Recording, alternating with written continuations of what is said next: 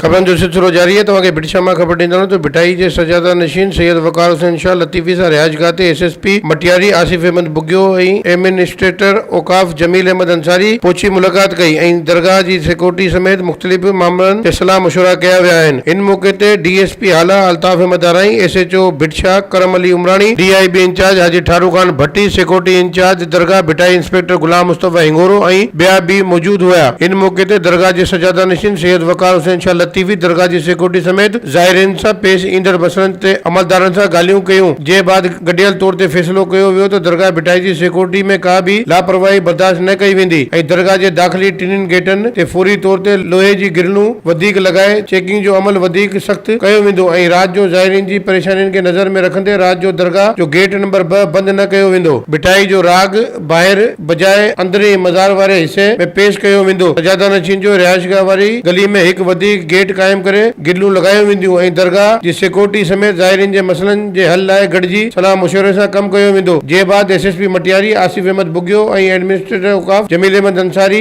ॿियनि अमलदारनि सां गॾिजी दरगाह भिटाई जे दाख़िली रस्तनि मज़ार जे अंदरि ऐं ॿाहिरि दीवारनि जो दौरो करे सिक्योरिटी प्लान जो जाइज़ो वरितो ऐं अमलदारनि खे हिदायतूं बि जारी कयूं। इन सिलसिले में सजादा नशीन सैयद वकार हुसैन शाह लतीफ़ी साफ़ियनि सां ॻाल्हाईंदे चयो त एसएसपी ऐं एडमिनिस्ट्रेटर औकाफ पारां दरगाह जी सिक्योरिटी समेत ज़ाहिरीन जे मसइलनि खे फौरी तौर ते हल करण जो यकीन ॾियारियो आहे। हिननि चयो त असांजो दरगाह जी सिक्योरिटी बाबति इंतज़ामिया सां मुकमल तौर ते साकार आहे। एसएसपी मटियारी बहितरीन अंदाज़ सां दरगाह भिटाई जी सिक्योरिटी तैयार करे रहियो आहे। हिननि चयो ज़ाहिरीन जा मसइला तोड़े भिटाई जे रागी फ़क़ीरनि जा मसइला बि हल कया वेंदा ऐं सभी धुरियूं गॾिजी दरगाह जे तहफ़ुज़ ऐं ज़ाहिरीन जे हिफ़ाज़त तोड़े सहूलियतुनि ॾियण लाइ कमु कंदासीं। वधीक ख़बरनि ऐं तफ़सील लाइ विज़िट कयो अवामी news Facebook page, YouTube page ऐं अवामी न्यूज़ वेबसाइट।